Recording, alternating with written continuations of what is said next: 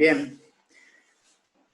Bueno, en principio saludamos a toda la región del litoral, Entre Ríos, Corrientes, Misiones, Formosa, Chaco. De alguna manera esta reunión nos permite contactarnos, de intercambiar los conocimientos y las realidades de cada uno. En la medida que hagamos algunas presentaciones, después vamos a pasar por cada uno de los representantes de la regional: Adriana, que está en Chaco; Chiche, que está en Corrientes; Mauro, que está en Concordia; Mariel, que está en Gualeguaychú; Marcelo, que está, Osman, que está en Gualeguay, y nosotros estamos con Ana acá un poquito para comentarles algunas cosas de los Zoom internos que hicimos y de algunas controversias. Ana, yo voy a poner al principio en 5 minutos algunas controversias, algunas cosas interesantes que discutimos, y dejar las 5 preguntas para la parte final. Ana va a hablar un poquitito de cómo cuidarnos nosotros, los enfermeros, los médicos, en esta situación. Nosotros hemos tenido un incremento en los últimos días importante en Entre Ríos. Después la presentación, si nos da tiempo, para un caso clínico, y después volvemos con las preguntas. De la reunión que habíamos hecho, en principio, que sacamos 4 o 5 cosas que lo vamos a ver en controversia en la parte final, vimos que esta progresión se está dando en los pacientes que teníamos. Actualmente tenemos 3 pacientes en el hospital, en intermedia, y 1 en terapia intensiva. Bueno, hemos hecho 75 protocolos negativos. Pero si hay algunas cosas que fuimos cambiando la forma de ver, es que no solamente está la injuria que el virus puede llegar a dar, y que se da en este tiempo cuando lo mostramos, en general de 4, 5 o 6 días, sino de alguna manera el drive respiratorio, que va el paciente haciendo, el esfuerzo respiratorio que va haciendo el paciente, y que eso mismo puede terminar, por lo descrito como Gattinoni y Brochard, como el PCILI, que es la injuria que puede dar el esfuerzo respiratorio y de alguna manera ir perpetuando la lesión iniciada por el virus. Y al principio se había propuesto esto como que la intubación precoz, este esfuerzo inspiratorio y el aumento de las presiones transpulmonares se podrían evitar entubando al paciente, sedándolo.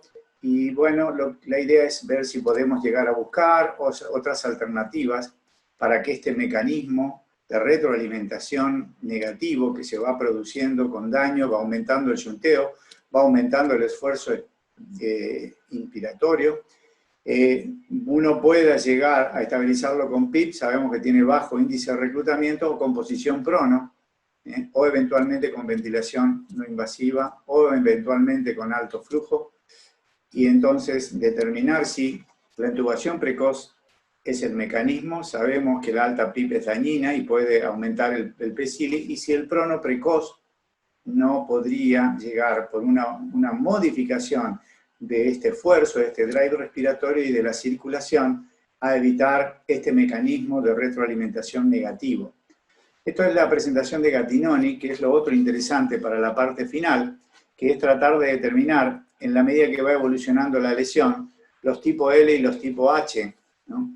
Los tipo L, que se van a caracterizar por tener baja elastancia, bajo yunteo, bajo peso y bajo índice de reclutabilidad, y que estos pacientes tendrían una forma de ventilarse muy diferente, prácticamente sin ventilación protectiva, a los tipo H, que con alta elastancia, con alto yunteo, con alto peso y alto grado de reclutabilidad, sí necesitarían una perfecta ventilación de yunteo.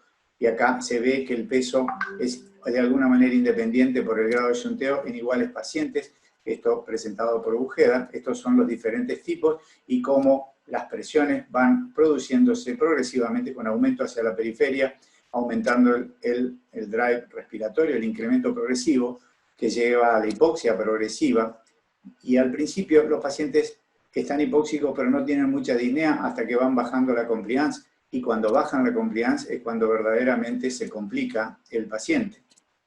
Esto es la forma entonces que tendríamos de ventilar un L, un light, con un volumen que es de mayor a 6, puede ser 7 u 8, una frecuencia respiratoria baja y PIP muy bajas, o el tipo H con una necesidad de restringir a 5 o 6 mililitros, bien con ventilación protectiva, una frecuencia respiratoria para mantener una CO2 de 50 a 60 y una posibilidad de PIB que vaya entre 10, 14 o 15. El otro comentario es que nosotros, para que todos lo sepan, hemos ingresado hoy en el Ministerio, en el Comité de Ética, el programa para plasma de paciente convaleciente para el tratamiento de los pacientes moderados severos, como una extensión del CEMIC a través de hemodonación. Hemodonación significa sacarle el plasma a los pacientes que han tenido la enfermedad después de los 21 días con 2 PCR negativa, sacarle el plasma, 250 lo dejamos, introducimos la sangre en 3 oportunidades cada 5 días y tenemos la reserva como para originar la administración de 600 mililitros en pacientes con insuficiencia moderada severa, para lo cual en lo personal yo pienso que es el único tratamiento efectivo que hay en este momento. La experiencia de CEMIC hasta ahora con 30 casos ha sido excelente. Mañana invitamos a todos en el webinar que vamos a hacer, porque Ricardo Valentini va a comentarnos bien cómo está el protocolo. Y por último, lo de Oxford del día miércoles, de la administración de dexametasona, de 6 miligramos del día 1 al día 10, lo cual disminuyó la mortalidad en un 35% para la parte final, con los resultados que ya todos sabemos. Entonces, a la presentación de Ana pongo las preguntas para que se vayan de alguna manera organizando para la discusión final. Deberíamos realizar crono precoz en los pacientes con descenso de la saturación de 90 y la frecuencia respiratoria más de 30 para disminuir el esfuerzo respiratorio y evitar el PCILI. Deberíamos identificar adecuadamente las formas L y H para determinar la forma de ventilar nuestros pacientes. Deberíamos evaluar el alto flujo y la BNI para formas moderadas, progresivas y evitar la ventilación invasiva. Deberíamos iniciar entre el día 1 y 10, 6 miligramos de dexametasona. Les quiero decir que todavía no lo incluimos como nuestro protocolo. Deberíamos intensificar y acelerar los protocolos de plasma de paciente convaleciente en COVID moderado o severo como única arma terapéutica eficaz. Nosotros ya lo hicimos. Bueno, eso es la presentación inicial de todas las controversias. Ahora sí, continuaría Ana en la parte de enfermería de cómo cuidarnos. La idea es hablar de un poco la cuestión más romántica y, digamos, de la profesión y más trágica, ¿no? Ver un poco la cosa paralela que llevamos a la par, porque esto nos ha dado un cachetazo. Bueno, primero no saludé, discúlpenme. Mi nombre es Ana, soy enfermera de terapia intensiva, hace muchos años que estoy participando de todas las herramientas y los eventos de SATI, así que bueno, gracias a los que se conectaron. Yo creo que seguimos teniendo ganas de aprender más todos los días. Sé que hay de otros países y de toda la Argentina gente conectada, así que bueno, esperemos ser útil en algunas de nuestras experiencias porque todos estamos aprendiendo de todos, ¿no? Entonces esta parte que agradezco a Karina y a Guillermo que me hayan invitado, es un poco hablar cómo nos estamos cuidando nosotros, viendo cómo cada vez somos más el personal de salud que se ha contagiado, aún en ausencia de contacto estrecho con la atención directa de los pacientes. Por suerte y con preocupación, ¿no?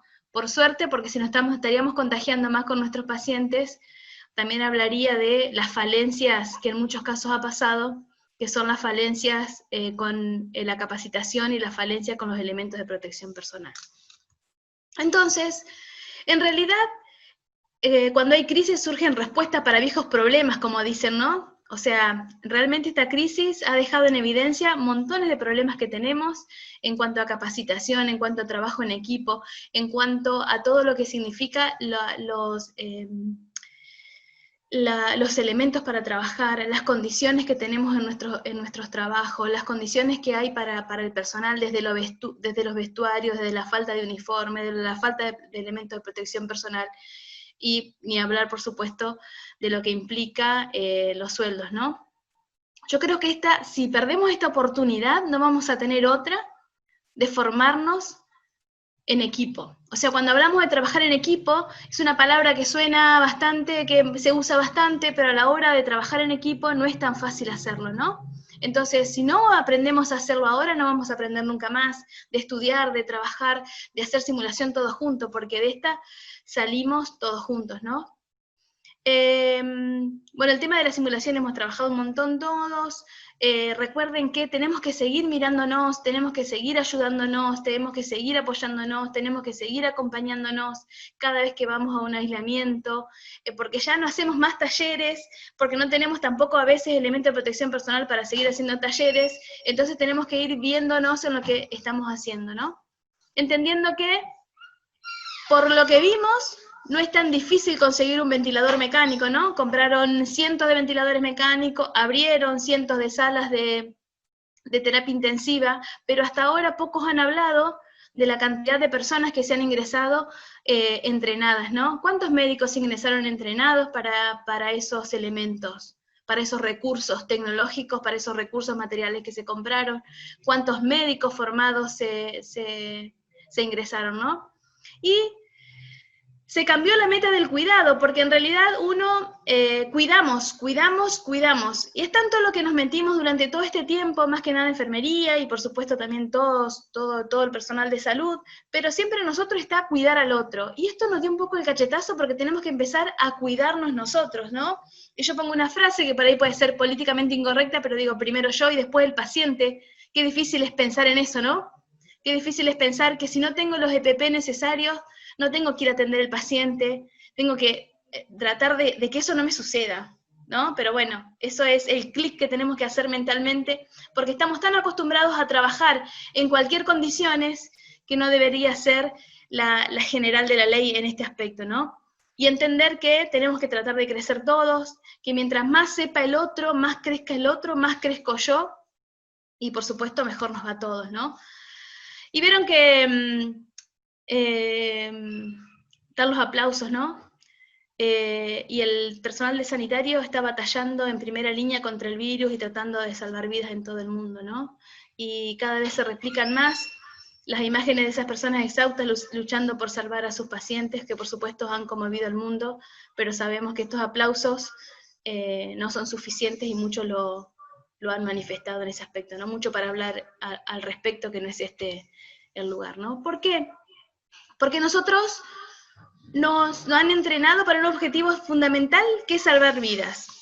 Ahora bien, eso es bastante imposible, ¿no? Por lo mucho conseguimos prolongarlas, pero tenemos que tratar de entender nuestra faceta humana, donde nos caben los fracasos y nos caben los errores, ¿no? Y empezar a pensar que esto nos puede pasar a cualquiera de nosotros, obviamente. Por eso es importante pensar un poco más en la famosa frase que pocas veces se lleva a cabo en la práctica, que es el cuidar al que cuida. Y esto lo habrán visto por todos lados, ¿no? Cómo lo comparten. Salva una vida, eres un héroe, salva 1000 vidas, eres una enfermera. En realidad nunca fuimos los dioses que nos hicieron creer, ¿no? En realidad no somos eso, pero bueno, esto es importante tenerlo en cuenta, ¿no? La seguridad y salud del personal es fundamental para que puedan realizar la tarea durante la crisis, por lo tanto, la protección del personal debe ser una prioridad en todas las gestiones de nuestras unidades de cuidados intensivos. Debemos garantizar la seguridad y la salud del personal de salud y el personal de apoyo también. El personal de hotelería, el personal de lavadero, el personal que retira los residuos. Se debe informar sobre la transmisión de la enfermedad. En los seminarios tienen que estar también todas las personas que se encuentran dentro del circuito de apoyo y atención directa del paciente. Tenemos que mejorar la comunicación interdisciplinaria, y esto es un gran momento también para empezar a hablar de pases de sala interdisciplinarios, de empezar a tener un pase de sala sistematizado, porque cada vez nos vemos muy rápido, se disminuyen las posibilidades de vernos cara a cara para que no esté tanta gente en los pases de sala, así que es un tema para charlar también, que en muchos lugares no tenemos un pase de sala sistematizado o un informe de los pacientes sistematizado para que la seguridad continúe, ¿no? Porque en muchos lugares hasta se ha suprimido los pases de sala y se hace a través de WhatsApp o de otro medio para que no nos veamos tanto cara a cara, pero bueno, eso es una cuestión que tampoco se debe dejar de lado en pos de la seguridad del paciente. Es crucial que dispongamos de elementos de protección personal y, por supuesto, de instrucciones y, por supuesto, de información y de asegurarnos que esos EPP que nos están dando son los correctos, que han sido las mayores dudas que hemos tenido durante estos casi 3 meses, ¿no? También hablar de proteger la salud mental, porque estamos en una exigencia excepcional. Fíjense ustedes mismos ahora sentados acá, la cantidad de webinar que no hemos mirado, la cantidad de artículos que no hemos leído, todo por el mismo precio, ¿no? Por el solo hecho de poder aumentar nuestro capital personal, ser mejores, pero bueno, eso por ahí no se reditúa. Pero hemos sido muy exigentes es el hecho de tener que ir todos los días con tu tapabocas, ponerte el barbijo, ponerte la protección facial, es toda una carga, que eso repercute sí o sí, por eso es importante. Ya nosotros, y Karina, que ha sido parte de uno de los movimientos, tenemos alto índice de burnout en el personal de enfermería y en el personal médico de las unidades de cuidados intensivos, ¿no? Porque además tenemos temor. Un temor distinto, porque en realidad todos tenemos miedo a contagiarnos, todos tenemos miedo. Creo que los 2 grandes miedos que tenemos o los 3 grandes miedos, ¿no? Primero, a contagiarnos. Segundo, es que no tengamos una cama donde atender a nuestros pacientes, o que los pacientes fallezcan porque no tenemos elementos para atenderlos, no tenemos cama de terapia disponible, y que nuestros compañeros se contagien, ¿no? Por eso es un miedo, un temor con el que hay que aprender a convivir, un temor que nos tiene que llevar no a paralizarnos, sino que es un temor que por suerte nos llevó a la acción. Y sumado a eso, que también afecta a nuestra salud mental, es vivir en carne propia la discriminación y el estigma, ¿no? Nosotros lo hemos vivido acá de cerca, en Entre Ríos también, con personal de salud, y eso es tristísimo, ¿no? No nos han llevado en los remises, los taxis que estaban en nuestra institución cuando ingresó nuestro primer paciente se fueron todos, si decíamos que nos tenían que llevar al sanatorio nos dejaban parados en la calle, y el taxi se iba, y cuando si no te subían y te rociaban con alcohol o lavandinas y decías que ibas para el sanatorio donde ya sabían que había un paciente internado, y bueno, muchas otras cosas más, ¿no? Como querer sacarlos de los edificios y todo lo demás. Y otra de las cosas es que nos cambió el paradigma del contacto con la muerte, ¿no? Otra cosa que también nos hace bastante daño, esto de un paciente muriendo solo. Esto es algo para hablar también, no creo que deba ser esa situación de tanta violencia ética que considero yo, de que una persona muera sola y que el familiar no lo pueda ver. Eso es una cuestión a discutir, y es una cuestión que tenemos que todos los días ver si no lo podemos hacer distinto en nuestro medio. Vigilar las horas de trabajo, porque tenemos muchas horas de trabajo, ya trabajamos un montón, nosotros trabajamos 44 horas semanales acá en la enfermería de la provincia de Entre Ríos, 44 horas semanales es un montón, sumado a que tenemos que estudiar aparte, sumado a que estamos continuamente recibiendo mensajes de WhatsApp, modificando las técnicas, volviendo a leer, ¿no? Y se ha sumado también esta carga de trabajo adicional, que es todo lo que implica los elementos de protección personal, sumado a todo lo que nos pasa alrededor, ¿no? Porque lo más caótico que nos pasó a quienes somos mamá de chicos pequeños es que cerraron las escuelas, entonces nadie está midiendo toda esa carga que tenemos fuera, ¿no? De hacernos cargo de nuestros mayores también y todo lo demás, ¿no? Entonces, a la hora de planificar a las personas, a la hora de ver quién va a estar en esas salas de COVID, tenemos que ver todas esas cosas, cómo está nuestro personal, cómo está de recargado, conocer su doble empleo, conocer qué pasa en su casa, conocer si durmieron. ¿Por qué? Porque necesitamos gente concentrada, necesitamos gente además de formada, que no esté tan cansada, para que pueda realizar bien todo esto, lo que implica el uso de los EPP y lo que implica estar en las salas de aislamiento. Otra de las cosas que se ha suscitado mucho en nuestro medio son los contratos de corta duración y a los voluntarios, ¿no? Hay desempleo. Eso que se dice que enfermeros faltan, no está pasando en nuestro medio. Hay desempleo de enfermeros, ¿por qué? Porque suspendieron todas las licencias en las instituciones de salud. Como suspendieron la licencia para que el personal no se retirara de los servicios, estén todos disponibles, se suspendieron también la posibilidad de tener suplencia, por lo tanto tenemos gente desempleada y gente que acepta contratos contratos de locación, los cuales no tienen ningún acceso a lo que es las aseguradoras de riesgo de trabajo, no tienen derecho a enfermarse y todo lo demás. Así que bueno, eso es algo que muy pocos se están ocupando al respecto, ¿no?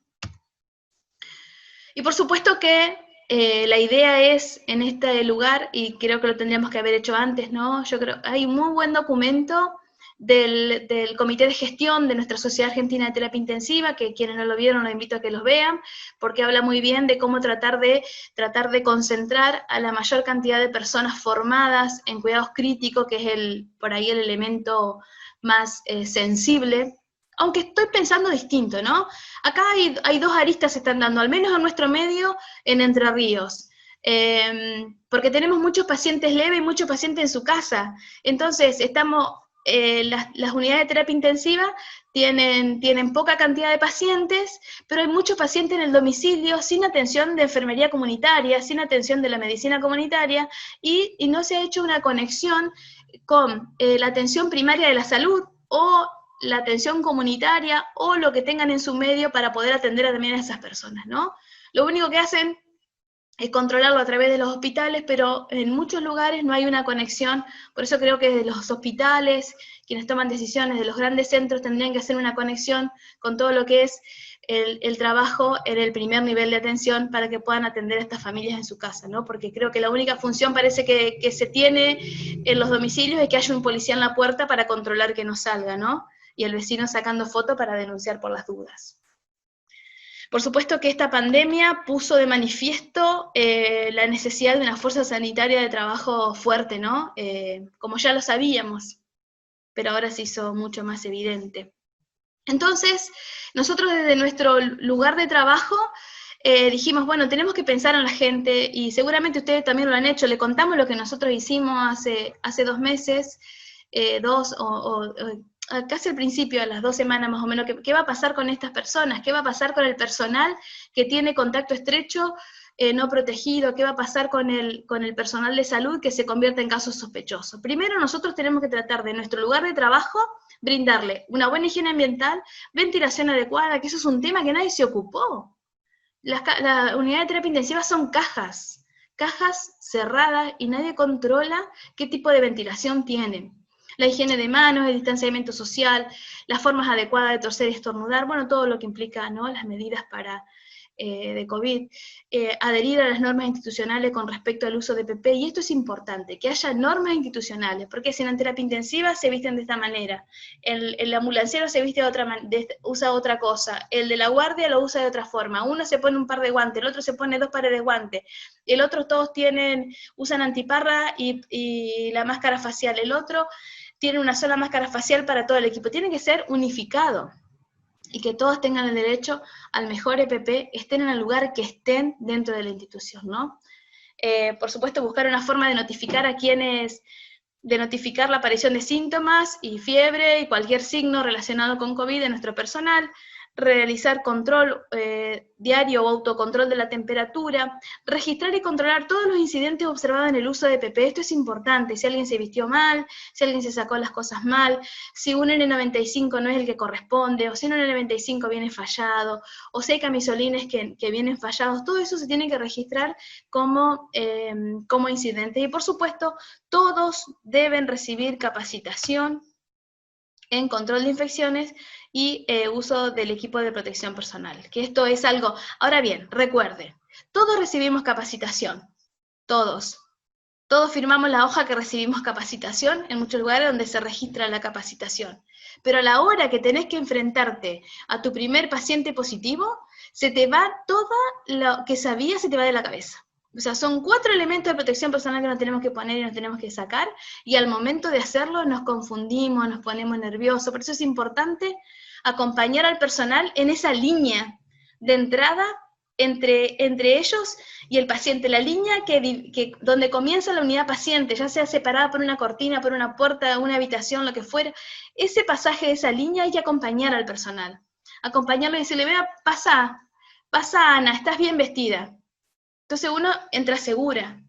o cuando cuando salgo, alguien que me mire cómo me lo saco y si cometo algún error que me diga, te tocaste la máscara o te tocaste el barbijo, Ana, lavate las manos. Yo digo, es importante que acompañen al personal, no solamente quedarnos tranquilos con que hicimos simulaciones, con que hicimos talleres, con que le pasamos video por WhatsApp, con que nos filmamos y todo lo demás, sino acompañarlos cuando están frente a la situación de un paciente COVID positivo porque estamos llenos de miedo. Esto es un algoritmo que nosotros diseñamos para cualquier personal de salud que tenga síntomas compatibles con COVID, ya sea que esté en su domicilio, en su lugar de trabajo, está en su domicilio, no tiene que venir, y ahí se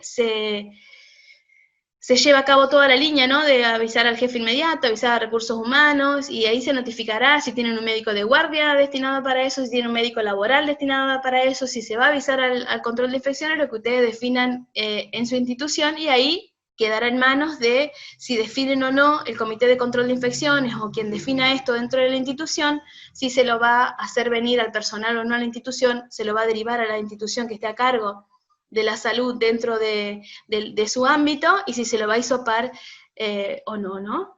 Por supuesto que también hay que exigirle a la gente que se adhiera a todos los decretos ministeriales para la licencia. Esto es muy importante. El personal de salud no tiene médico de cabecera. Si ustedes hacen un testeo de su personal y si le dicen quién tiene su médico de cabecera, no tenemos médico de cabecera. No nos hacemos los controles. Hay mucha gente que toma antihipertensivos, que toma levotiroxina, que toma metformina por indicaciones que le hicieron alguna vez y la sigue tomando en nuestras instituciones. Entonces, y es lo que está pasando, ¿no? Dentro de los enfermeros que fallecieron, que si uno se pone a indagar, muchos tenían factores de riesgo, y sin embargo siguieron trabajando, y no solamente que siguieron trabajando, que puede ser una posibilidad, sino que además se los puso en contacto directo con COVID. Entonces los invito a que miren a su personal, a que vean la salud de su personal, para ver si hay signos de riesgo de este personal, si hay personal hipertenso, si hay personal con enfermedades respiratorias, bueno, todo lo que define un poco el decreto, y un poco lo que sabemos que aumenta el riesgo de que sea un COVID más grave, ¿no? Los uniformes, mantenerlos limpios, es otra, no nos entregan uniformes, ¿no? No tenemos suficiente cantidad de uniformes, y tienen que ser de uso exclusivo para la institución. Por suerte eso se está respetando un montonazo, algo por lo que luchamos mucho tiempo. Ahora por suerte no vemos gente con ambo en la calle, y cada vez que las personas ven gente con ambo en la calle, como que les provoca un poco de choque, ¿no? Ver que no traigan ropa de otros lugares, ver que si se tienen que recargar, ver que si tienen ropa para cambiarse dentro de la institución, y ver si pasan de una unidad a otra, por ahí recargados dentro de la misma institución, que tengan la posibilidad de realizar un cambio de ropa. Nosotros hicimos, un poco para medir cómo estábamos nosotros en cuanto a los riesgos, tengo que saber qué riesgo hay dentro del personal. El 50% dentro de mi ámbito del personal tiene doble empleo, o sea, es importante el doble empleo, ¿no? Bueno, eso es las instituciones.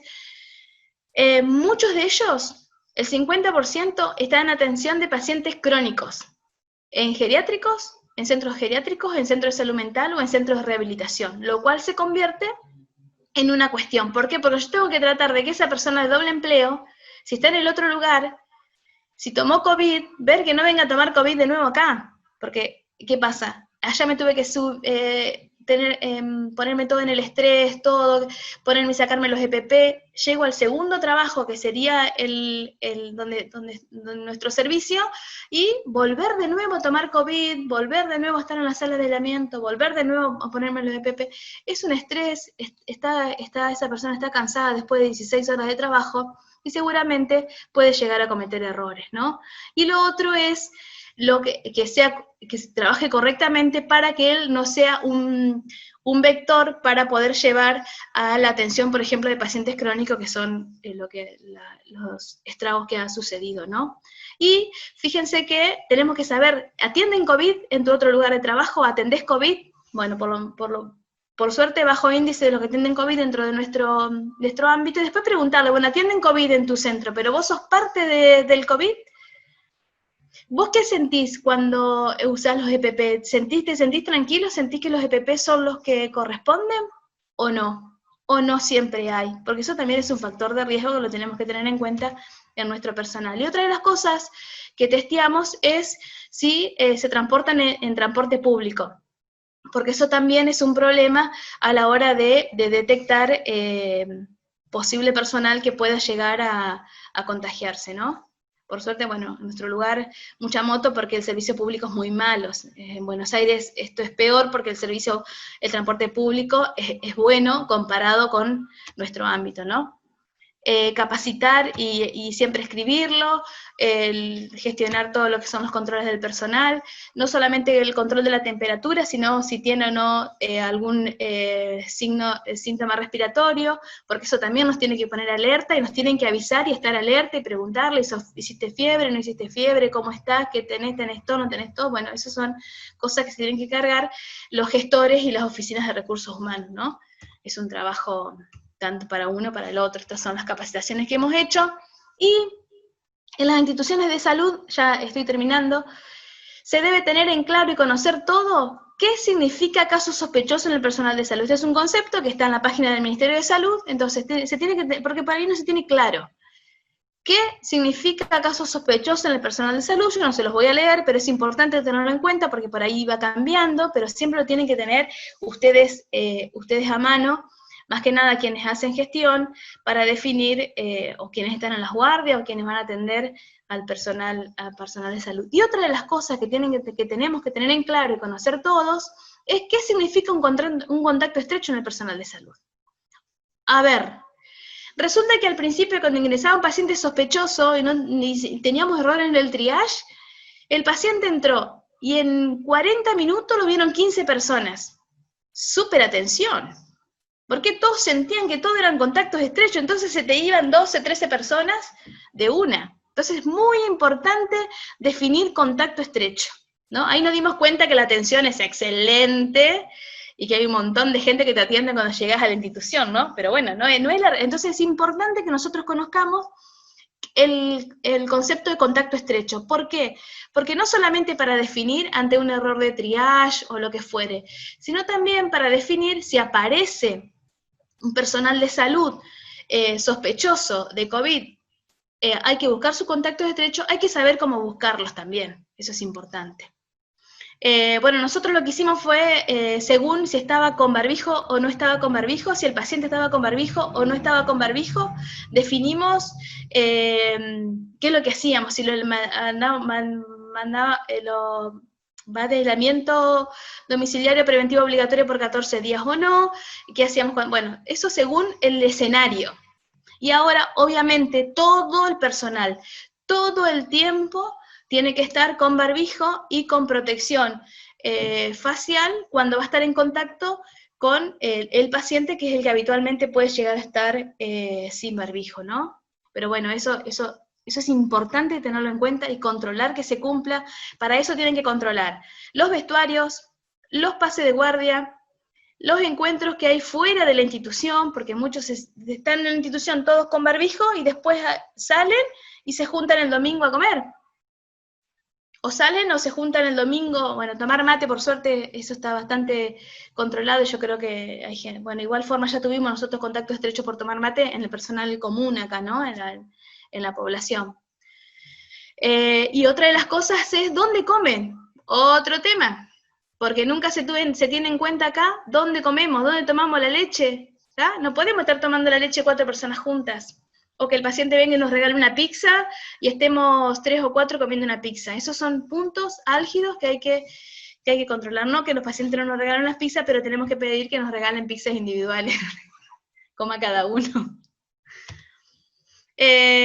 Bueno, ¿qué hacer también? ¿Qué pasa si se me cae una guardia? Bueno, ese es otro tema, la planificación del personal, tenemos que tenerlo en cuenta en el caso de que haya algún contacto estrecho entre el personal de salud o casos positivos en el personal de salud, ¿no? Bueno, esto es más o menos nuestro algoritmo, que es el mismo del ministerio, que eso también lo tenemos que conocer todos, y volver a hacerlo, no copiar el del ministerio, entonces volver a hacerlo entre todos, para que cada uno sepa por qué es cada uno de los pasos que tenemos que seguir. En el caso de, por ejemplo, de un personal de salud expuesto a un caso sospechoso. Que eso va a depender si da positivo o negativo ese caso sospechoso, que es lo que vamos a hacer con esa persona, y también tenemos que definir cuándo se lo va a hisopar en el caso de que el paciente sea positivo a las 24 horas o menos de las 24 horas que por suerte estamos obteniendo los hisopados actualmente. Otra de las cosas es que si alguien tuvo contacto estrecho con un caso positivo, o si el personal de salud se convierte en caso sospechoso dentro de la misma institución, ¿a dónde va? ¿A dónde lo mandamos? Porque de golpe hacíamos, se cometía la entrada de un paciente, un error de triage, entraba el paciente, tenía a 11 personas que no estaban protegidas, supuestamente en contacto estrecho con 11 personas no protegidas, y le decían, bueno, váyase a su casa, y se armaba. ¿Por qué? Porque hay personas que viven 4 y duermen en un solo dormitorio, porque es la realidad. Hay gente que tiene su dormitorio y no tiene puerta, es la realidad. Hay gente que llega a su casa y tiene sus mamás ancianos, tienen sus bebés, tienen personas que con tratamiento, lo que fuere, con inmunosupresión. Eso también tenemos que saber. ¿Tienen que irse a su casa? ¿Tienen cómo transportarse? ¿Cuántos hay en el domicilio? ¿Lo tenemos que esperar un rato en nuestro lugar de trabajo hasta que alguien le tire un colchón en algún lado y él se pueda aislar? ¿Hay lavandina en tu casa? ¿Hay barbijos? ¿Tenés guantes? Porque esa es otra, nos mandan a nuestra casa y por ahí no sabemos si los tenemos. Nosotros decidimos armarle un kit al personal cuando lo mandamos de aislamiento domiciliario para los primeros momentos. Le armamos, que esto es algo que está en internet, nosotros lo modificamos nada más para ver cómo tenían que actuar en su casa, cómo tenían que desinfectar su casa en el caso de que el personal se tenga que aislar preventivamente en su casa. Y bueno, somos necesarios, pero no sabemos vendernos, ¿no? Buscamos reconocimiento, pero tenemos que también ver qué ofrecemos y qué papel cumplimos, ¿no? Somos valiosos, pero seguimos teniendo una tarea invisible dentro, y esto lo hablo desde enfermería, que es algo que muchos de los que están aquí en el Zoom conmigo lo comparten, y sé que son luchadores del trabajo en equipo y del reconocimiento hacia nuestra profesión. Entendiendo que esto no es lo que habitualmente se ve, que tu familia lo soñó y vos lo lograste, sos enfermera, no es lo que habitualmente sino que lo que habitualmente se ve, la visión que se tiene de nosotros es esta, ¿no? Por supuesto que este viene históricamente, y ustedes van a escuchar ahí que nosotros por ahí nos quejamos de que la vocación y todo lo demás, pero si uno se pone a buscar, nosotros somos una profesión, y lo de la etapa vocacional es algo que nosotros por ahí decimos, bueno, no es vocación, la verdad, porque se dice que vocación es la inspiración con que Dios nos llama a ser enfermeras, ¿no? No creo que sea lo que a muchos de nosotros nos pasó. La etapa vocacional estuvo marcada por el cristianismo, como la mujer consagrada, y un poco perpetuó todo esto del no reconocimiento económico entre nosotros. Y ojalá volvamos a estar en contacto, porque el contacto sabemos que es sanador, que primero nacen las conductas dentro de nuestros equipos y luego nacen los sentimientos, así que ojalá todos podamos volver a vivir lo distinto a esto, ¿no? A volver un poco a lo que nos pasaba antes. Y también lo que nos pasaba en nuestras terapias intensivas, ¿no? Pero no olvidar esta parte. No olvidar esta parte. Tratar de seguir tratando de que nuestras terapias intensivas sigan siendo un lugar no tan hostil, y ser un poco más amable. Algo siempre podemos hacer aún en estas circunstancias. Yo no digo que podamos volver a hacer lo que estábamos haciendo antes de que llegara esto, pero sí ver día a día que a nuestros muertos su familia los pueda despedir, que los pueda mirar, que les pueda dejar una medallita, que los puedan visitar de otra manera. Bueno, cada uno desde su lugar, no olvidar lo que es la parte humanitaria, ¿no? Sabemos que las cosas no están bien, pero si nos quedamos quietos las cosas pueden estar peor, que lo que no se aplica después que se aprende en las primeras 24 horas se olvida, y mañana lleguemos sonrientes si estamos mal, al menos para distraer al enemigo, y mañana tratando de mejorar las cosas con nuestro equipo y que se sientan mejor, llevar una torta o llevar un regalo, o llevar algo, poner una música. Y si siempre llegamos y siempre estamos al palo y si siempre estamos haciendo todo, mañana no lo hagamos, mañana no lleguemos. Así no nos saturamos tanto como estamos muchos de nosotros, ¿no? Bueno, muchas gracias. Sí, en principio nosotros, estoy mirando el horario, tenemos tenemos el caso clínico, pero antes, si no lo damos, no lo damos. Yo creo que antes de entrar en la controversia, yo quisiera de alguna manera invitar a las distintas zonas para ver cómo estamos con respecto a los pacientes, cómo estamos con respecto a los elementos, a los EPP, a todos los elementos que nos dan para trabajar en los hospitales y en el sanatorio, y cómo está protegido nuestro personal. Chiche, por favor, en Corrientes, yo te había pedido para que compartieras con nosotros y ya te agradezco, a ver si podemos contactarte contigo, Chiche, y nos comentás un poquito cómo está toda la situación allá en Corrientes, que vos conocés muy bien. Buenas tardes a todos, gracias Guillermo por la invitación.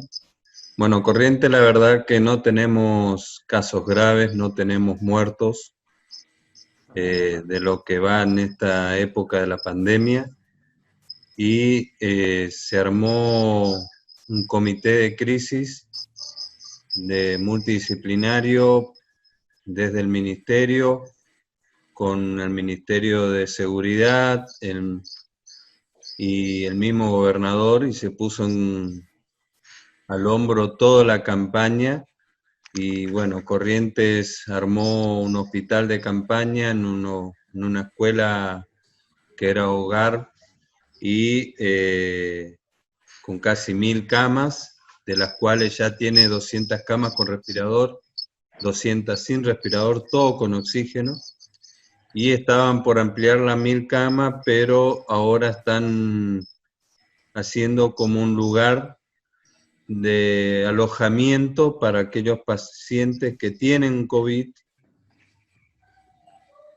y que en vez que estén en su domicilio en contacto con la familia y se vaya contagiando la familia, van a hacerle como un alojamiento en el hogar. La verdad que son 3 manzanas, es inmenso el lugar, se reacondicionó, estaba abandonado.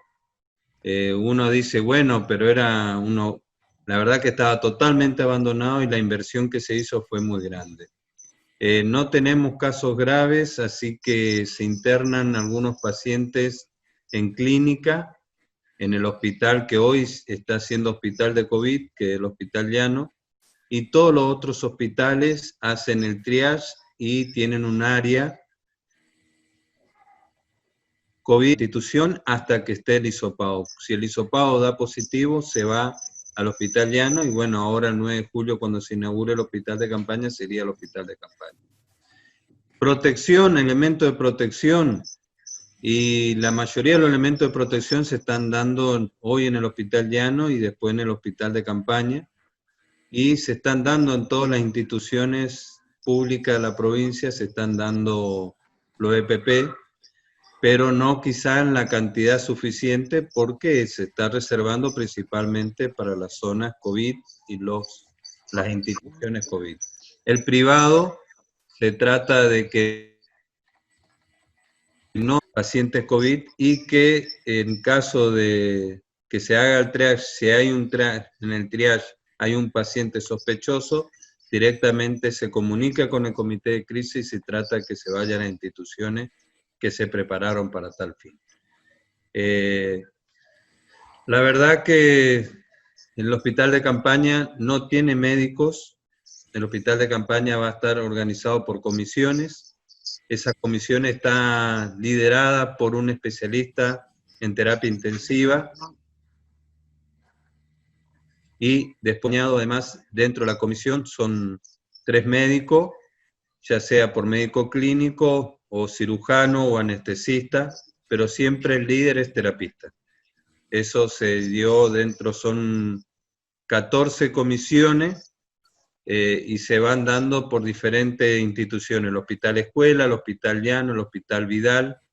El Hospital Llano en este momento, como sigue siendo hospital COVID, no ingresó, pero en el día de mañana, cuando deje de ser COVID, también van a entrar dentro de la comisión. Y van a ser guardia de 12 horas. Y todos los médicos, y me incluyo porque aunque soy director en una institución, no tenía la obligación de ir, pero me inscribí y estoy dentro de una comisión liderándola. La idea es que todos participemos y, obvio, el hospital de campaña tiene todos los elementos de protección. y no solamente los elementos de PP, sino que están guiados por cámara. Toda la institución tiene cámara y va a haber gente externa que va a estar mirando si se colocan bien, si se sacan bien, que lo principal es sacarse el EPP, no tanto la colocación. Pero bueno, está todo eso y ya se empezaron esta semana a hacer reuniones con los líderes para ir mostrando, ir mirando. Toda la institución es todo computarizada, no hay papel, tiene radiografía, tiene tomografía y quirófano también. Y además tiene la sala de parto, que en el caso de que el niño iría, sí, al hospital pediátrico que está pegado al hogar escuela, que hay una sala específica para COVID dentro del hospital pediátrico. La verdad que se organizó bien, creo que la cuarentena ayudó muchísimo, se compraron muchos respiradores, se hicieron respiradores acá de emergencia, con esto de la Universidad de Rosario, la Tecnológica Rosario, que son los que armaron el proyecto, y bueno, la verdad que gracias a Dios hasta ahora no tuvimos ningún caso grave, pero ya se están empezando a aparecer casos y veremos si en algún momento nos toca también ir a atenderlo en el hospital de campaña. Chiche, realmente lo que contás es sorprendente. Y algo más. No creo que exista lugar. Los directores del hospital son todos terapistas. Creo que sí. Pero Chiche, yo no creo que exista un lugar así en la Argentina, ¿no? Si vos tenés conocimiento de que haya un lugar con esas características, me parece que no. Y que se haya usado una institución específica, sí, se armaron hospitales de campaña en todo el país. Sí, no, pero con esta cantidad de 200... en otro no se completaron, y Adriana va a comentar lo del Perrando, que teóricamente iban a hacer un hospital de campaña, traer módulos, nunca le trajeron los módulos, pero bueno, esto la verdad que el gobernador se puso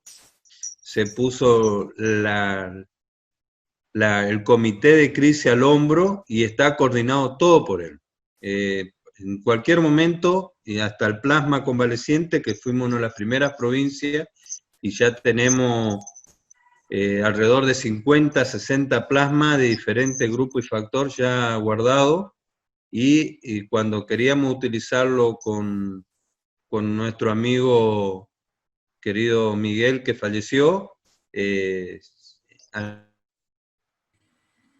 toque, hasta el gobernador autorizó que se dé plasma, y bueno, ahora se está auxiliando a Formosa con plasma convaleciente, ¿no? Así que creo que en este sentido la parte de política funcionó bien en este momento acá para nosotros en Corrientes.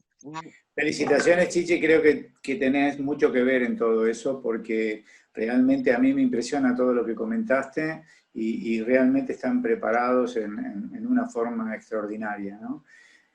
Adriana está por ahí para darnos un informe. Adriana. Sí. Primero, hola, ¿qué tal a todos? Primero, agradecerle y un abrazo virtual a Ana por la pasión que pone en el trabajo de equipo y en cuidar a la gente. Realmente me siento bien en saber que hay alguien como vos protegiendo al personal de enfermería y a todos, porque somos todos.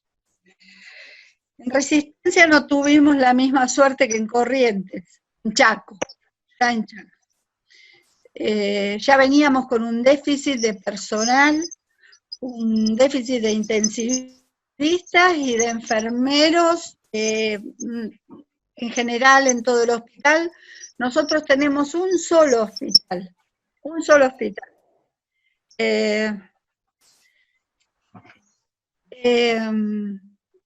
hospital, un hospital para adultos, un hospital pediátrico y un hospital odontológico.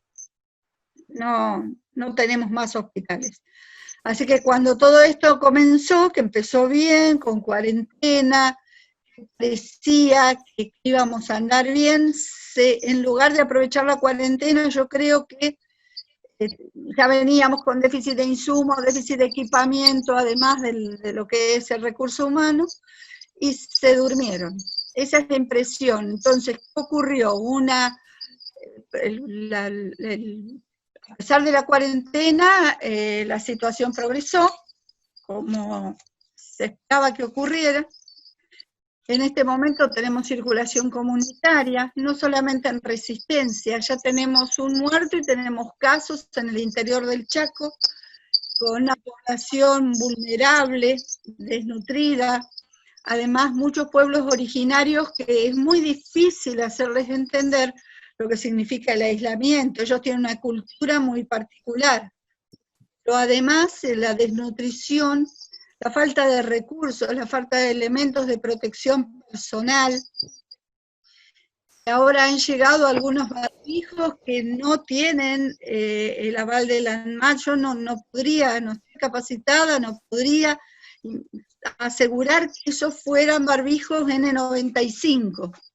Dice N95, pero no tienen ningún número, yo creo que no fueron evaluados por la ANMAT, no podría asegurar que lo fueran. Muchos médicos desde el inicio del primer caso que llegó en el hospital Perrando, que era un caso leve, ya comenzamos a comprarnos elementos de protección personal, porque no se proveían. En el momento que tuvimos, lamentablemente, el contagio de 4 personas, doctor Duré, Miguel Ángel, que ahora está aislada, un personal de enfermería y una residente de primer año de terapia intensiva en la unidad, porque habían dividido, abajo quedó la polivalente de 24 camas y abrieron una unidad COVID arriba donde estaba clínica médica. Y lo que era el hospital modular estaba vacío. Cuando ellos se contagian, no había elementos de protección, había, pero estaban en el depósito, y como a pesar de haber circulación comunitaria, no consideraron necesario las autoridades proveer de elementos de protección personal máxima a quienes estaban trabajando en la polivalente. Y bueno, ahí tuvimos que lamentar el contagio, el fallecimiento de este doctor y el contagio de otros compañeros, ¿no?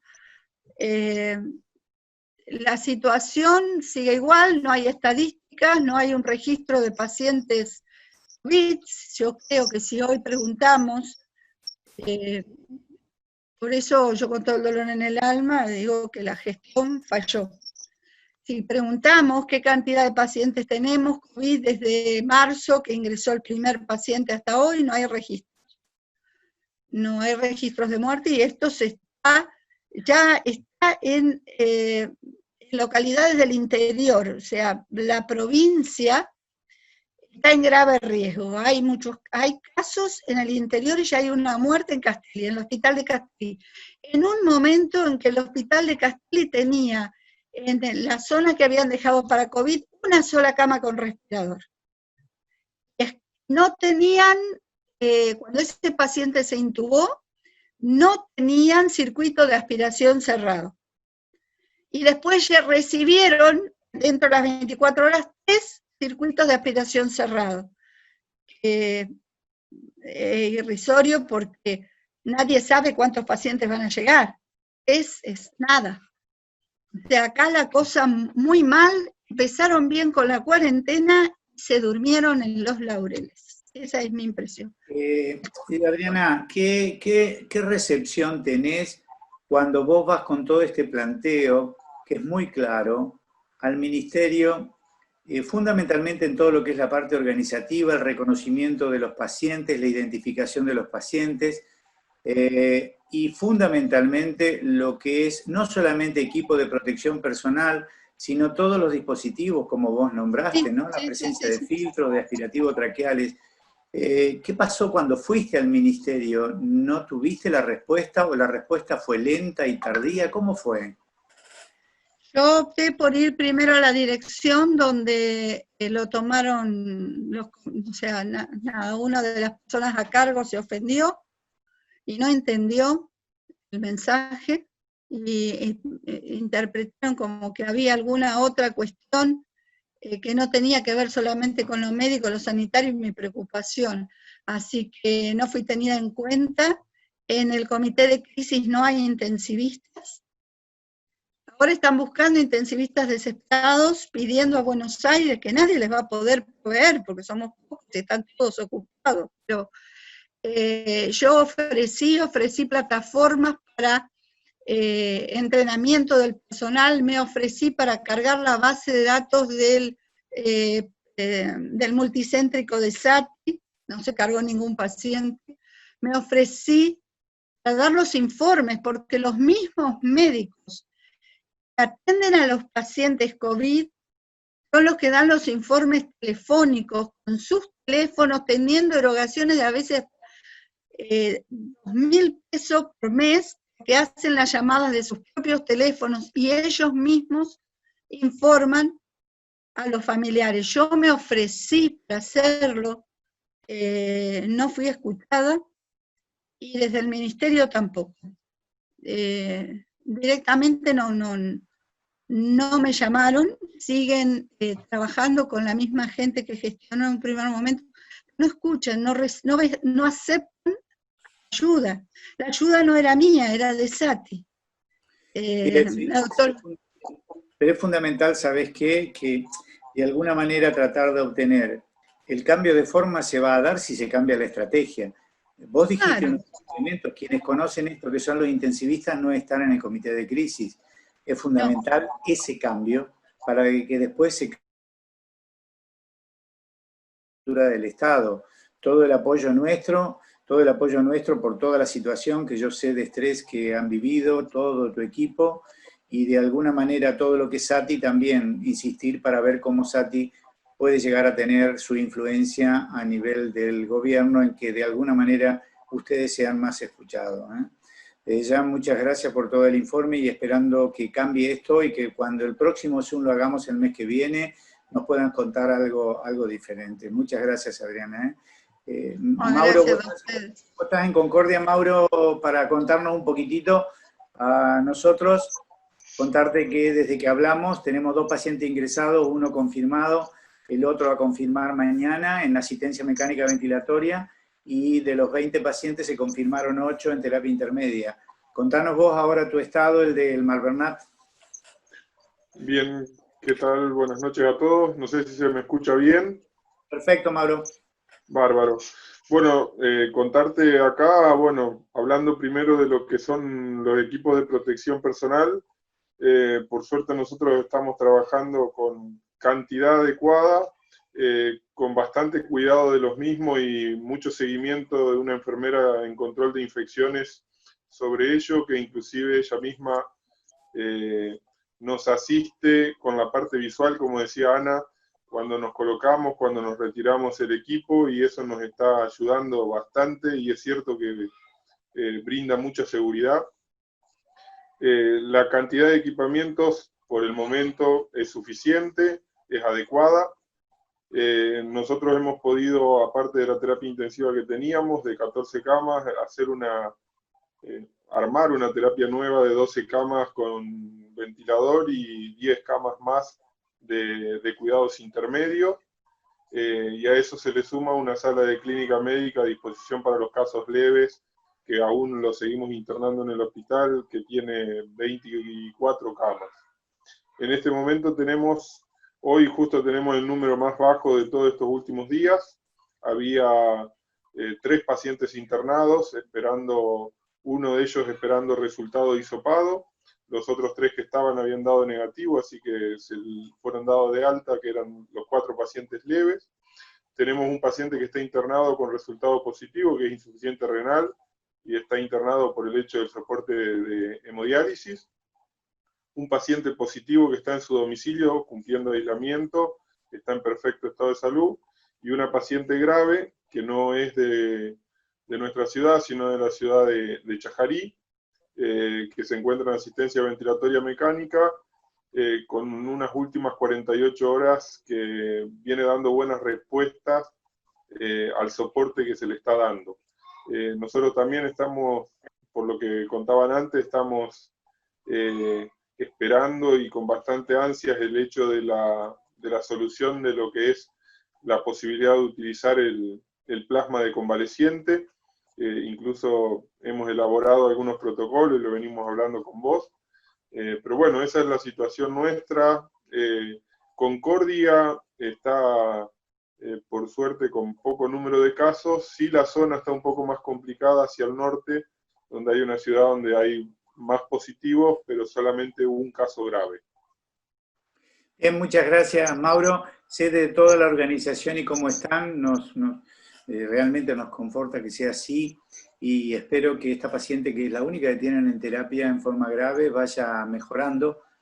Nuestra paciente la vamos a evaluar a la noche para ver si le hacemos crono con alto flujo, pero bueno, vamos a verla más tarde, después les cuento bien cómo estamos. Marcelo, de Gualeguay, si tenés el informe, por favor. Ya, básicamente nosotros tenemos como único efector de salud el hospital. La parte privada no tiene camas de terapia. Nosotros teníamos 7 camas, las aumentamos a 11, y se planteó la posibilidad de aumentar dentro de lo que es el quirófano, poner algunas camas si fuera necesario. Por ahora el equipamiento, tuvimos mucho apoyo tanto del pueblo como vinieron cosas del ministerio, pero la verdad que se donaron muchas cosas acá, desde campanas de intubación hasta equipos de monitores, equipos ¿cómo se llama?, de bombas y todo, así que nos equipamos bien. Por otro lado, el hospital tenía un geriátrico en una parte separada del edificio principal. Ese geriátrico se lo reutilizó, los viejitos se mandaron a otro lugar, a otro geriátrico, con asistencia de la gente del hospital, o sea, con asistencia de la gente que ya estaba en el geriátrico, pero en otro lado, y ese geriátrico se lo preparó con unas 15 camas con oxígeno central, con aspiración central y con aire comprimido, o sea, se lo preparó como un lugar más. Ese geriátrico hasta ahora está siendo utilizado para pacientes leves. De hecho, tuvimos la derivación de 7 pacientes de Ibicuí, que creo que ya, si queda uno solo, el resto ya fueron dados de alta, o se fueron a otro lado, y nosotros en la terapia hemos tenido pacientes graves que hemos pedido hisopado, pero hasta el momento no hemos tenido hisopado positivo dentro de la terapia. Gualeguay fue el primero que tuvo casos, un caso que se diagnosticó en Buenos Aires, pero que había estado en Gualeguay, y un contacto estrecho de ese caso que estuvo en aislamiento domiciliario. No fue necesario ni siquiera estar internado. Como bien sabés vos, viste que los positivos deberían estar internados, pero eso se consensuó con el ministerio y se lo pudo dejar en la casa porque daban las condiciones para que estuviera en la casa. ¿Sí? Me parece perfecto que esté en la casa, Marcelo. Es sí, lo que debería. pero aclaro porque las reglas del ministerio dicen, Claro, dicen que hay que internarlo, o sea... Nosotros también insistimos que cuando los pacientes son asintomáticos o oligosintomáticos y pueden hacer el aislamiento, estén en su casa. Mariel Gualeguaychú, ¿estás por allí? Que podamos tener un informe, por favor. No sé si la habilitaron a Mariel, habría que ver si la... Estoy con Mariel comunicado en el teléfono y me dice que sí. Y lo otro, saber si hay alguien del chat de Misiones y de Formosa que nos puedan dar un informe. Llegamos a tener 70 participantes, en este momento tenemos 50, saber si hay alguna pregunta, porque estamos llegando a la última parte. En el próximo Zoom van a quedar todas las 5 preguntas, que era el cuestionamiento y la presentación del paciente, que estamos en la parte final, pero quisiera saber si hay alguien de Misiones o de Formosa dentro de los 50 participantes del Zoom, por favor. Guillermo, en Facebook hay 240 personas conectadas también. Ay, qué importante por la parte de transmisión. Vos sabés, Carolina habla, ¿no es cierto? Karina. Karina, ay, discúlpame, va a decir un día para mí, Karina. Está bueno, Karina, ¿vos sabés si hay alguien de Misiones o de Formosa que forma parte de la regional, ahí en el Facebook. No tenemos, ¿no? Identificación. Bueno. No tenemos. No tenemos. Bueno. Karina, ¿cómo estamos con el tiempo? Estamos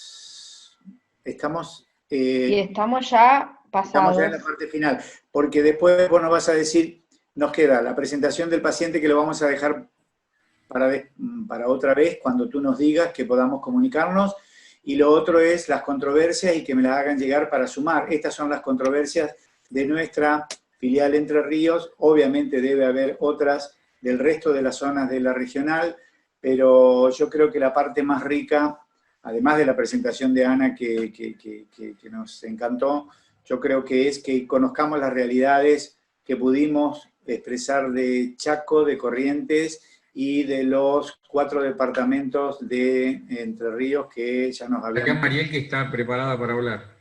¿Quién? Mariel que está preparada para hablar. Pero está Mariel porque la llamé 2 veces. Sí. Bueno, adelante Mariel. Adelante, esperamos tu informe. Sí, no sé si me escuchan, ¿me ven? Sí, creo que sí. No te vemos, pero activá para que te podamos ver. Más alto. Acércate a la compu. Ahí, ¿me ven? Acércate a la compu y activá imagen. Sí, la tiene la imagen, yo la estoy viendo. Sí. Ah, yo no la tengo. Ah. Corre para arriba o para abajo, la vas a encontrar. Bien. Acá estoy. Bueno, les cuento, ustedes están al tanto, nosotros tenemos una unidad COVID en el hospital, no es la única de Gualeguaychú, en realidad se dispuso que el hospital en principio sea unidad COVID, y después cuando tengamos el 80% de ocupación vamos a pasar a los sectores privados. Estamos en realidad trabajando todos mancomunadamente con los privados, y tenemos un total de camas aproximadamente de 40, pero en el hospital disponemos de 21 camas de terapia intensiva, de las cuales 6 son polivalentes y 15 son comunidades COVID. En ellas ahora se están internando pacientes leves, porque en realidad es una sala de clínica médica que se hizo unidad de terapia intensiva a partir de esta pandemia, así que se inauguró toda una sala de 15 camas para esta ocasión, de una sala de clínica médica. Por suerte no tuvimos ningún paciente COVID positivo crítico hasta ahora. Tenemos un internado en lo que sería clínica médica, que está en muy buen estado, es un leve. Y después tenemos un dispositivo intermedio, que es un hotel de 70 camas. Ahí sí hay pacientes leves también, que no tienen posibilidad de estar aislados en su casa, de los cuales también son de isla. 8 pacientes vienen de Ibicuí y están en muy buen estado clínico.